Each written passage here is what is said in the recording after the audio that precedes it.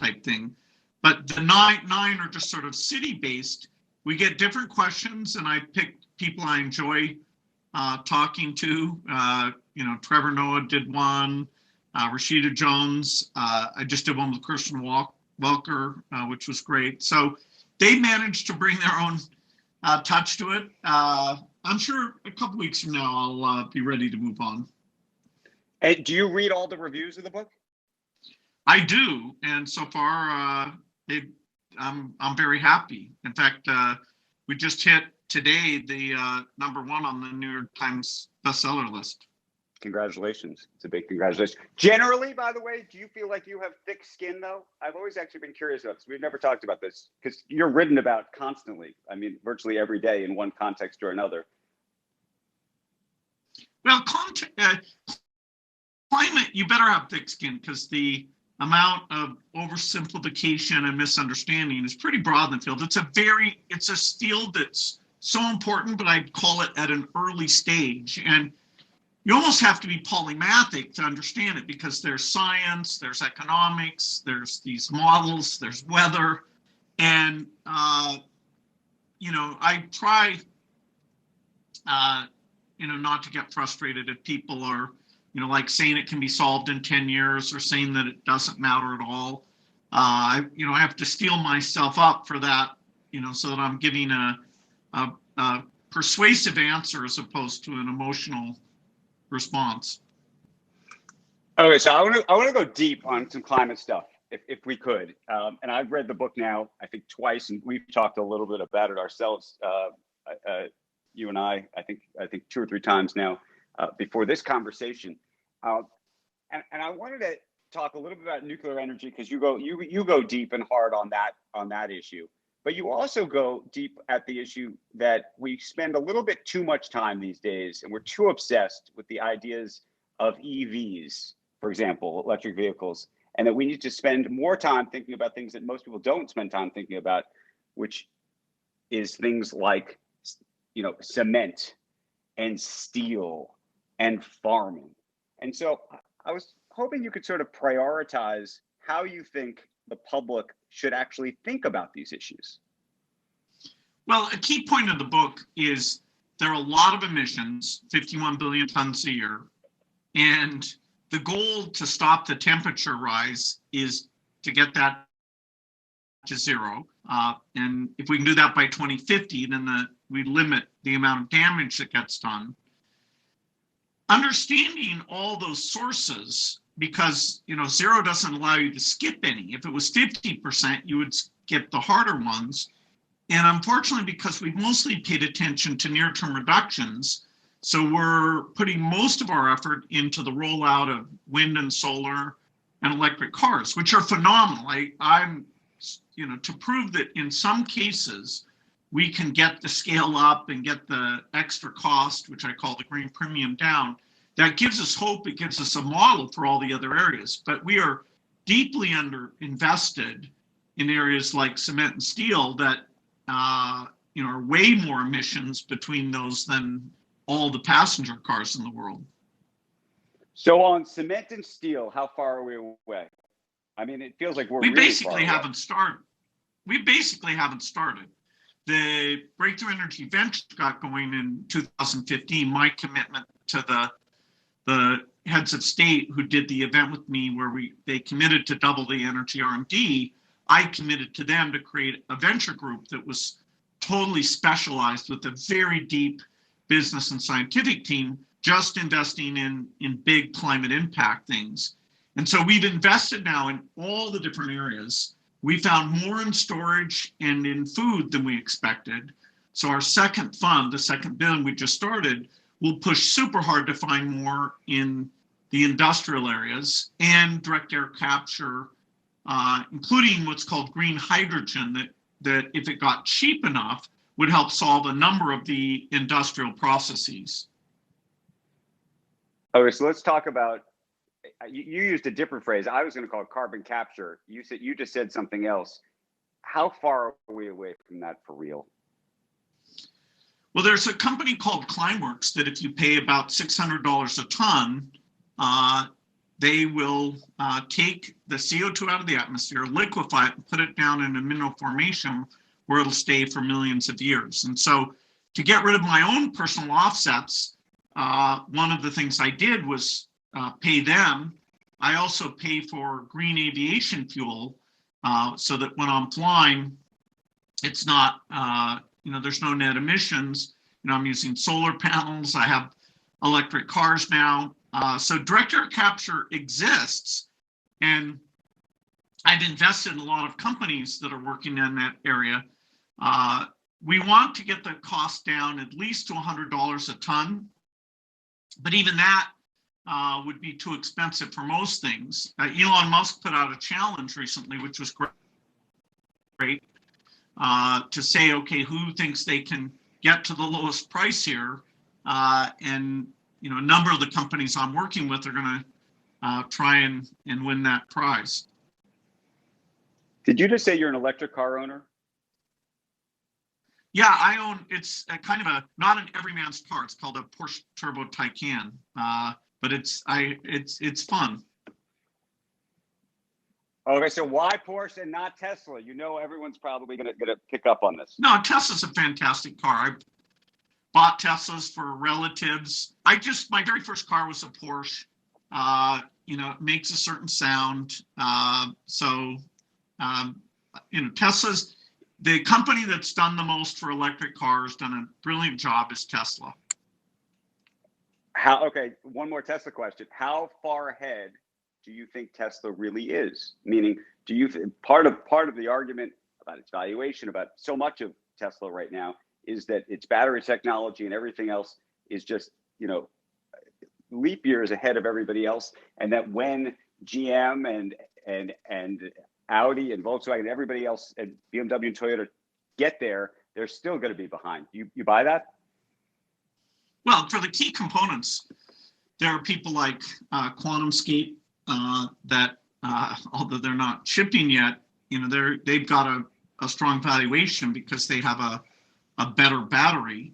Panasonic, continues to improve, continues to supply lots of people. So I don't think there'll be only one electric car company. I was very impressed that GM said that by 2035 they're going to stop making gasoline cars. So the amount of creativity by all the car companies going into this, partly because Tesla has shown that the market is there, it is phenomenal. That category, what I call the green premium, will go to zero because the upfront costs will go down. There'll be more charging stations. There'll be quick charging. And so the idea that you no longer make gasoline cars, that, people don't rebel when politicians or CEOs say that's coming. So you're personally offsetting your own carbon use. You're spending something on the order of, I think, $7 million a year to do that? That's right, which I don't pretend that kind of brute force approach works for everybody, but I have found, truly gold standard permanent emission reduction so that I am helping to bootstrap those technologies, become a customer and get the price down. And even going through that process to zero out my emissions showed me how immature some areas like green aviation fuel are. I'm now by far their biggest individual customer, and I've gotten them to go to more airports than they were in before. So what do you make of all these companies that are buying carbon offsets? Typically, they're effectively saying they're protecting or protecting forests and trees and the like. Is that real to you, or is that carbon offset theater? It's fantastic that companies are buying offsets. If you go back 5 years ago, almost nobody was doing that. Now, some of these offsets are high impact and some of them are very low impact. And so as we work that through, the overall quality of offsets will go up. But the companies that are buying offsets are to be congratulated for caring about this cause and putting significant money into those offsets. It's up to the innovators now. We're going to get offsets to a variety of those out there, and we're going to do a better job of certifying there's a few places you plant trees where they'll last a long time. There's other places where they won't. We need to mature the how we rate the quality of those offsets. But I love the companies that are writing checks and buying offsets. So separately, you've gone big in terms of investing in nuclear energy, and it's a controversial thing to have done. And at the same time, we've had conversations about wind and solar and how quickly you think that can ramp relative to everything else. There's a big debate about that, which is to say, where should the US government and governments around the world be invested? And politically, being invested in nuclear has not been a palatable solution thus far. What do you think about that? Well, nuclear energy has provided an immense amount of green energy, and the health benefits of using nuclear versus, say, burning coal are super dramatic. You know, even if you account for the few accidents, it's by far the safest thing. However, I wouldn't say that today's generation of nuclear reactors, it has a path forward. They are just too complex and way too expensive. And because their safety relies on operators to do the right things, they're reactors with very high pressure inside the reactor, we need a complete from scratch generation of reactors that people call fourth generation, that there's no high pressure, that it's the physics alone that says that the radioactive material won't leave the site area. And it means using metal sodium for the cooling instead of water. You know, water boils and gets very high pressure and wants to leave the site, whereas a sodium pool, none of the afterheat can cause a problem because of that heat capacity. So nuclear needs innovation because economics are what really killed nuclear. Once we get this demo plant done, which will take 5 years, it's half funded by the company, which I guarantee, and half by the US government, then people will see, okay, how does it look for safety? How does it look for cost? And then we'll have the hard challenge of saying to people, yes, this nuclear is super important to reliability of the grid, to let us decarbonize the grid. And so please have an open mind as you study this particular breakthrough. So, but how fast do you think that can happen realistically relative to, and this is the other issue, wind and solar? Well, wind and solar are today 6% of US generation and less than that on a global basis. And let's say you're going to have the renewables carry 80% of the load, which I think is realistic. If we build enough transmission, we get some advances in storage, and we have the final 20% be always available, non-weather dependent green, which means nuclear fission, until someday fusion comes along.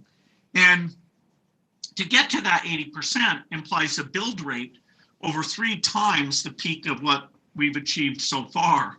And so, you could say I'm the biggest proponent of roll that stuff out. Now you've got to connect it up.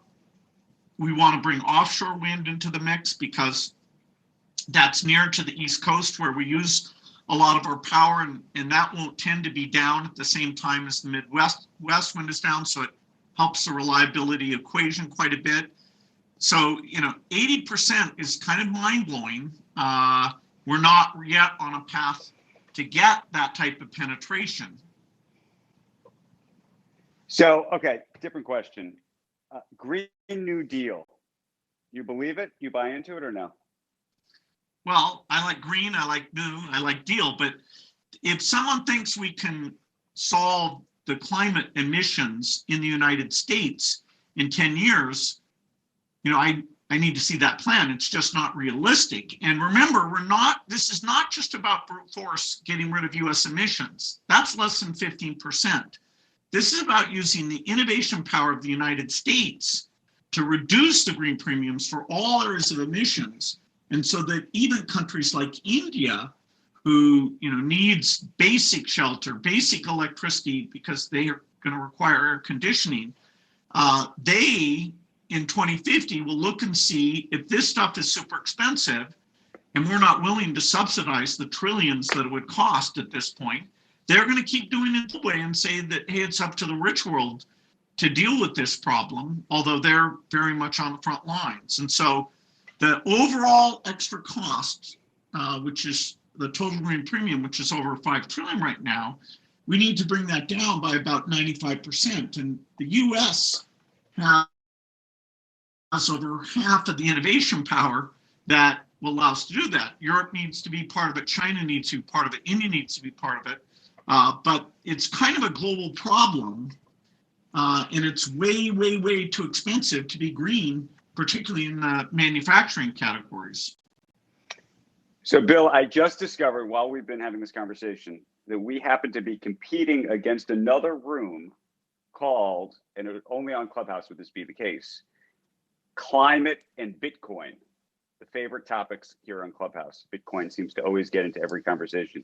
What do you make of the whole, let's take the Bitcoin price out of it for a second. What do you make of the climate argument around Bitcoin? Well, Bitcoin uses more electricity per transaction than any other method known to mankind. And so, it's not a great climate thing. Now, if it's green electricity and it's not crowding out other uses, eventually, maybe that's okay. So I don't see the topics as deeply related, even though you might label me a Bitcoin skeptic. That is, I haven't chosen to invest money. I buy malaria vaccines. I buy measles vaccines. I invest in companies that make products. It's not hey, somebody's going to buy this for more money than I pay for it. But, if other people find their fortune that way, I applaud them. But you don't think, and there are people who believe this. I'm sticking with the climate thing on Bitcoin for a second. There are people who believe, and these are Bitcoin bears, that given the energy requirements to create and maintain the Bitcoin network, that actually ultimately, given all of the societal efforts for climate, that actually regulators or rules would be imposed or make it more expensive to actually hold Bitcoin. No, I should look at the most bullish projection on what percentage of the electricity demand it would be. There are other ways of doing digital currency that our foundation is involved with, which are done in local currency. The transactions are not secret. They're reversible.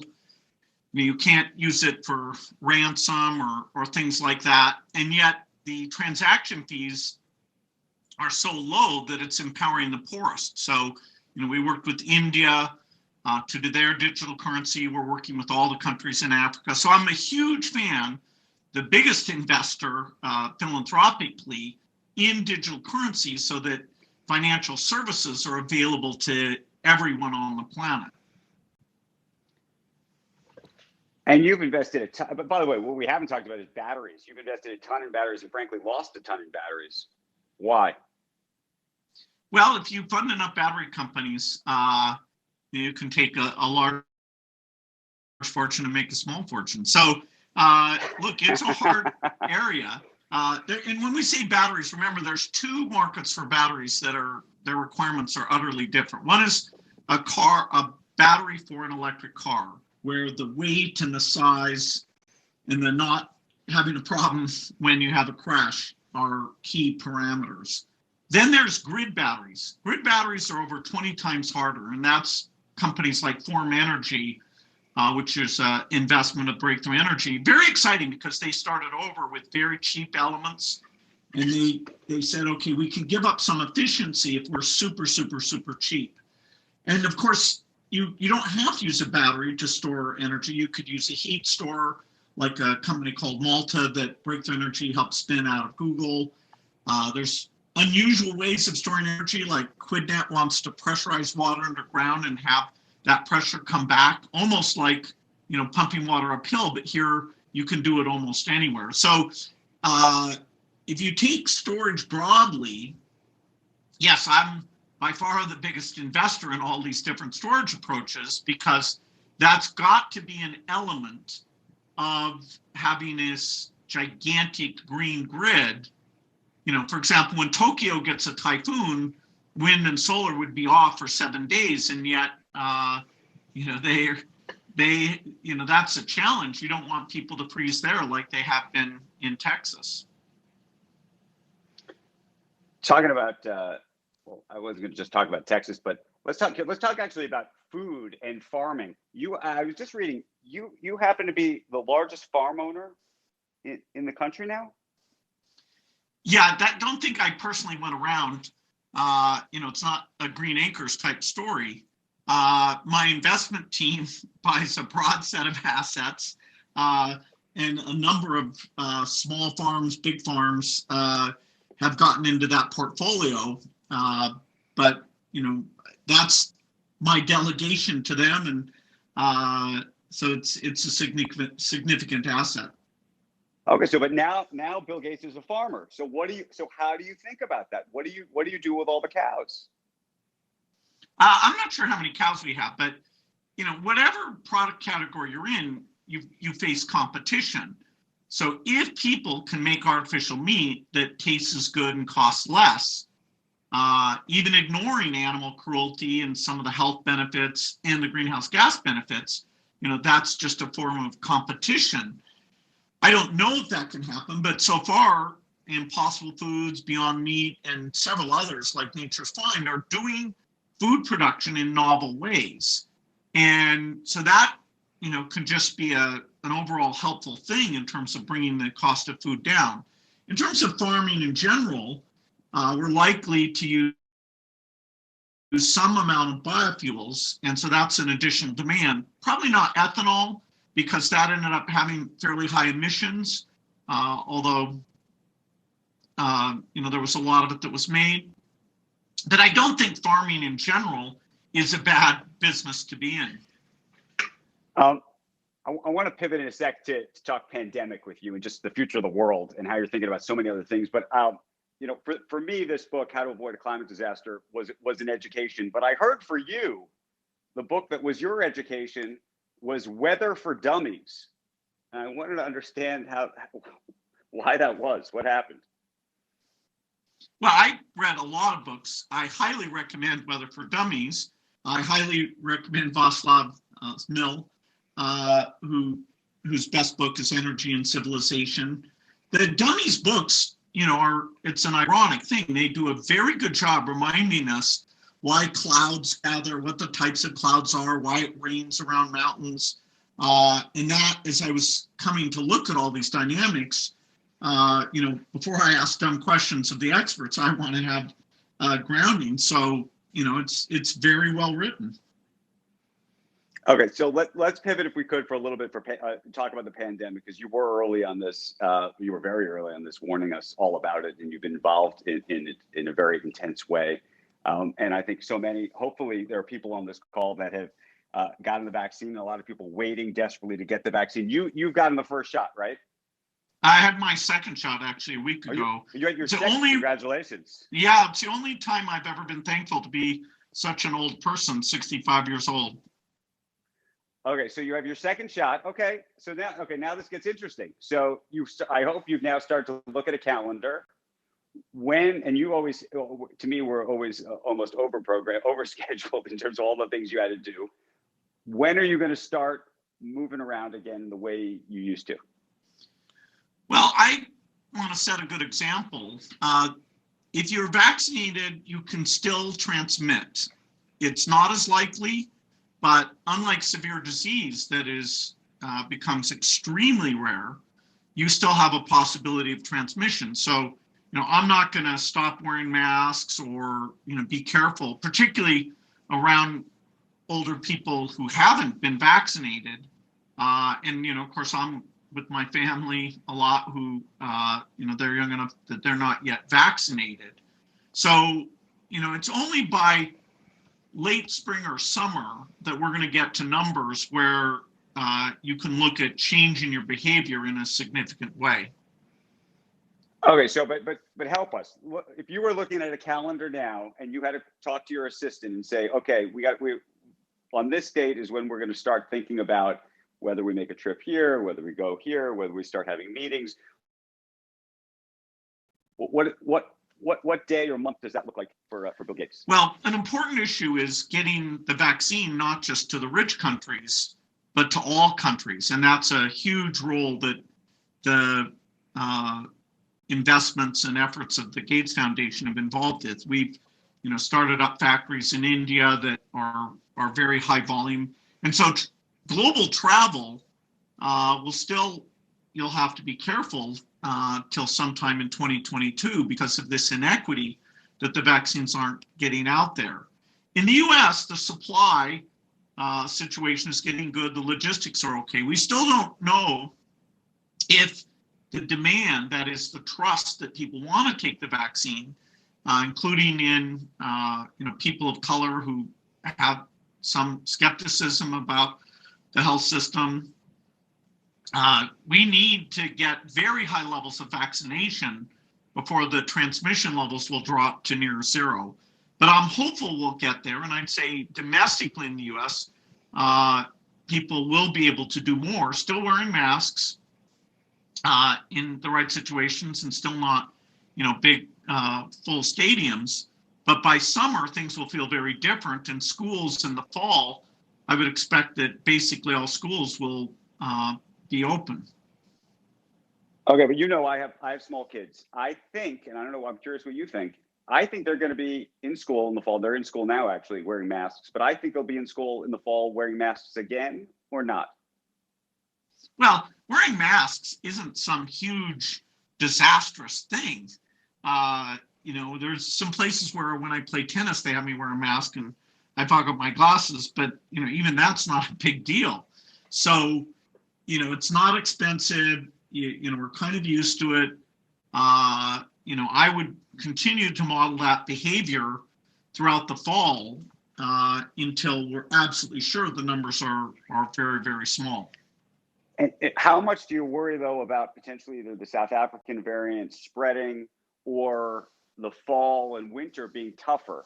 I had a conversation with Dr. Scott Gottlieb the other day, who was saying, we might have a nice spring and summer, but it might get more complicated again. Well, he's absolutely right that this is a seasonal disease, and that'll be the test. Is there a fall wave? I don't think there will be, but it depends on getting those vaccination levels up and helping the other countries so we're not having constant reintroductions. Your point about the variant's a very good one. Our foundation was funding studies in South Africa as that variant appeared. Now, we didn't know that would happen. We funded those studies so that there was some safety data from the continent of Africa and so that we could do studies that included people living with HIV. But it ended up informing the world for 3 of the vaccines, AstraZeneca, Novavax, and Johnson & Johnson, how the effectiveness was against that variant. And, it didn't reduce the Johnson & Johnson and Novavax by much, AstraZeneca a little more. So the fact we had that trial there was very helpful to say, okay, do we need to tune the vaccine, which, might mean a 3rd dose for people already vaccinated? And the companies are hard at work looking at that. And do they need to do multiple varieties? How do we cover the full set of variants that are showing up in the world, which fortunately mostly have common features. And so this isn't like a disease where you'll need a 10 valent vaccine with 10 different forms. At most, it'll be 2 or 3. Do you think warp speed worked in the US? And one of the reasons I asked the question is because what you're seeing happening in Britain, at least, it looks like they're really moving ahead of us, in part because they approved the AstraZeneca drug, which I know was something that you were supporting. Well, the reason the US, it was actually BARDA, then it got renamed that funny name, but BARDA funded 4 of the 5 gold standard vaccines. Pfizer chose not to take government money, so they did the deal with BioNTech and funded it themselves. But the next 4, including Moderna and the 3 I already mentioned, if it wasn't for that BARDA generosity, those things wouldn't have moved as quickly as they did. The next biggest funder was a thing our foundation is part of called CEPI. But even in total, CEPI was less than half of the BARDA checks that went out. So the one thing the US gets a good grade on in this whole pandemic, the only thing was funding the R&D for those vaccines. And that was a huge contribution for the world. And so on a relative basis, actually, let me ask you this. Countries that is there any country out there that would surprise us about how well they're doing with this, in your mind? Well, Australia, Vietnam, New Zealand, every country's doing something right. But those three caught the disease early instead of having the idiocy of doing the travel ban and then not testing the people who came in. So I guess the big next question, beyond trying to figure out what next winter is going to be like, is what do we need to do to avoid the next disaster? And what do you think that could even be or look like? How often do you think this is going to happen to us? I think if you put aside intentionally caused epidemics, bioterrorism, the risk per year is like 2 or 3%. And so even at that level, though, doing the right things, spending tens of billions to avoid the trillions of dollars in damage and all sorts of damage that doesn't even get into that economic figure of mental challenges and education loss, that insurance policy is a very good deal. Now, the thing the Gates Foundation will do is make sure that those tens of billions are actually not just beneficial to the next pandemic, but you create a standby force that's working on things like malaria and measles normally and keeping their skills sharp.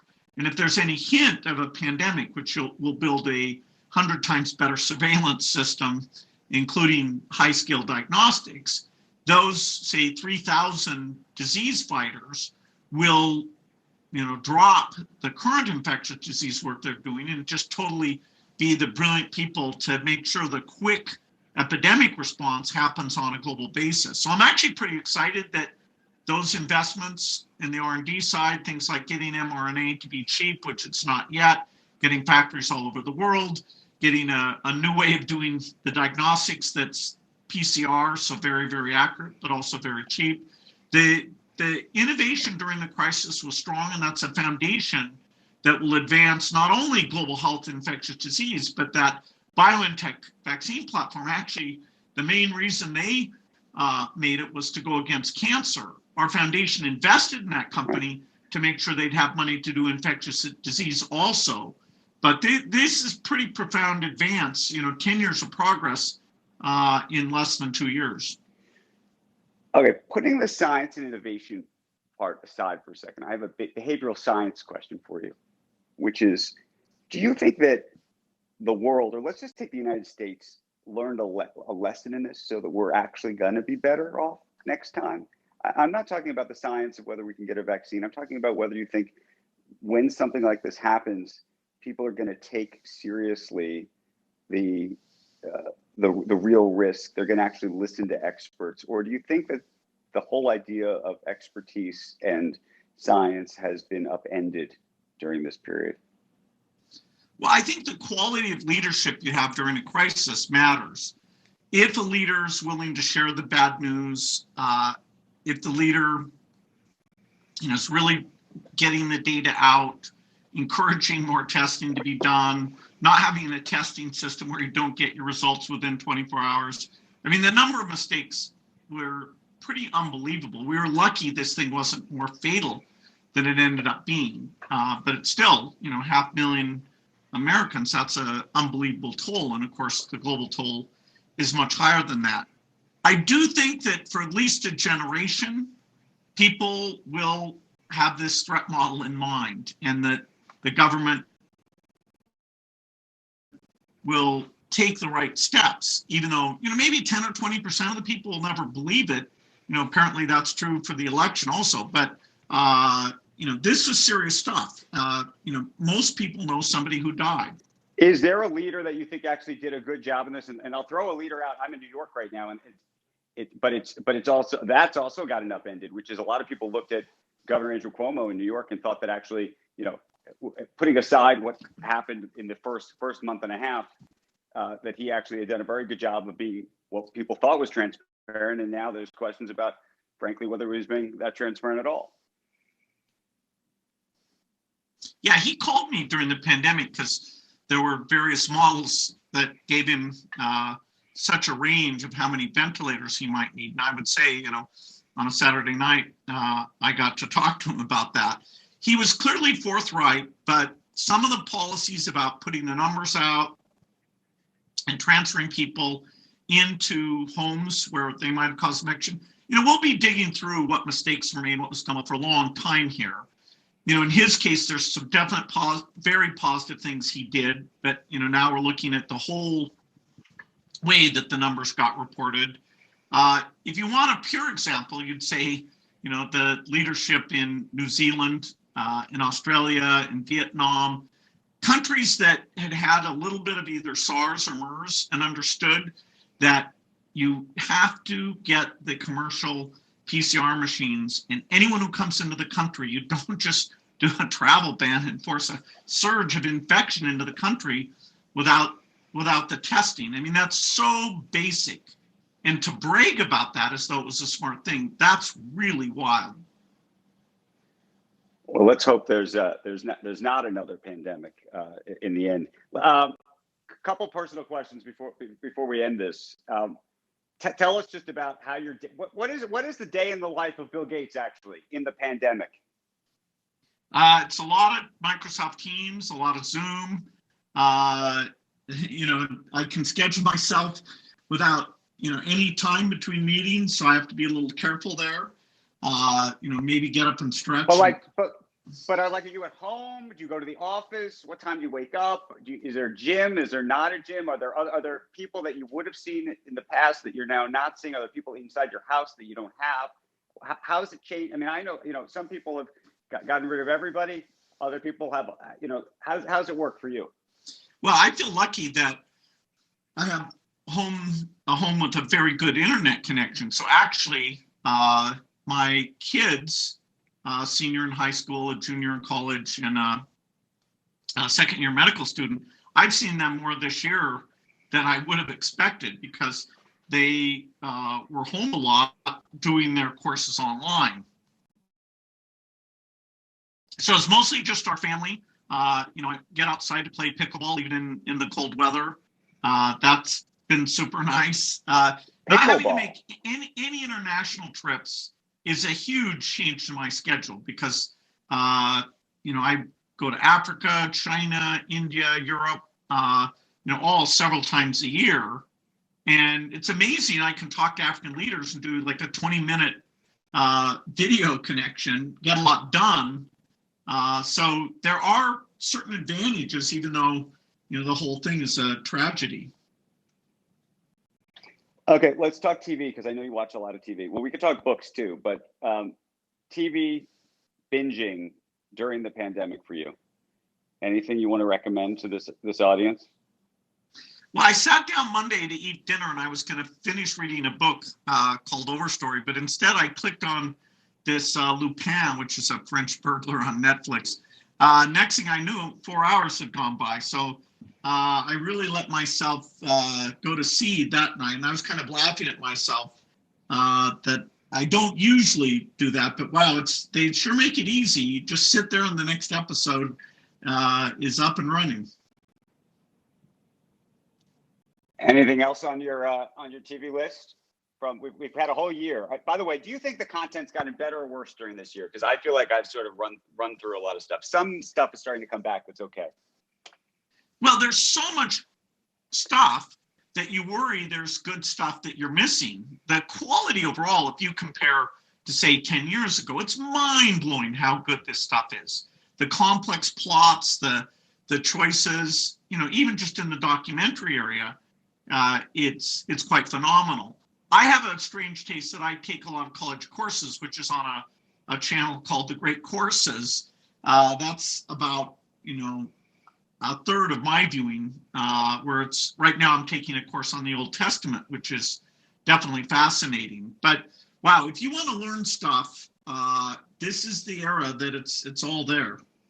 So when you're taking these courses, watching this stuff, and your kids come in the room, are they like, Dad, what are you doing? Why aren't you watching something on Netflix, or do they sit down and actually watch with you? Not much.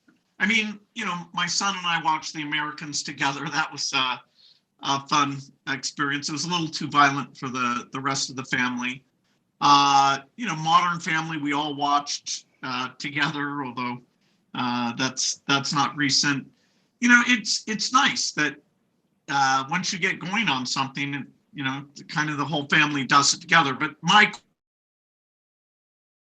courses, no, those I'm pretty much solo on those. And are you a gamer, by the way? Microsoft obviously is in the game business. No, I play bridge, which by some definitions is a game, but it doesn't require a video game. I've got the latest Xbox. I played around with it some, but I'm not a heavy gamer. I sit and watch my nieces and nephews. I learn more from them than my own personal use. By the way, we were talking about social networks at the top of this because we were talking about Clubhouse. Did you ever fund any social networks yourself early on?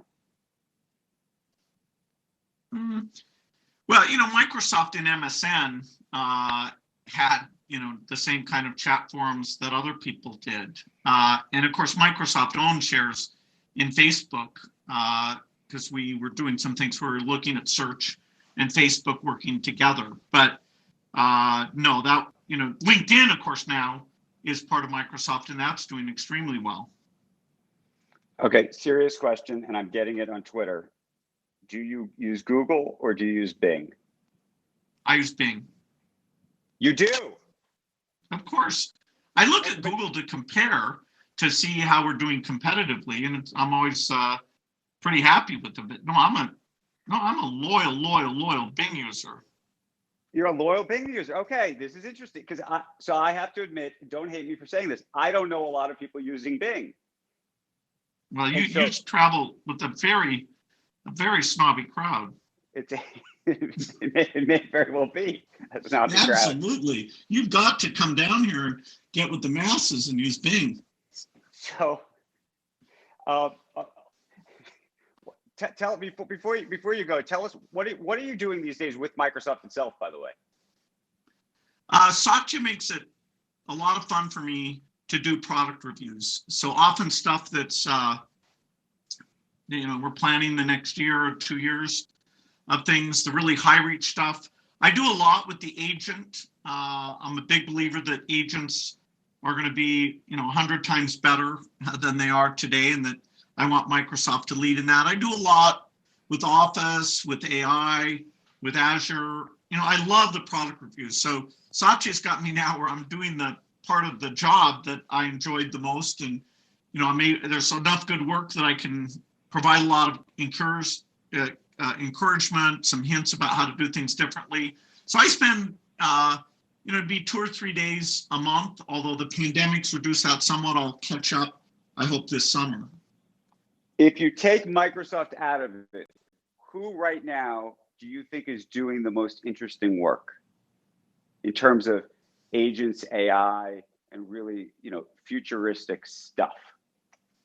Well, Google and Microsoft are the two hardcore R&D companies.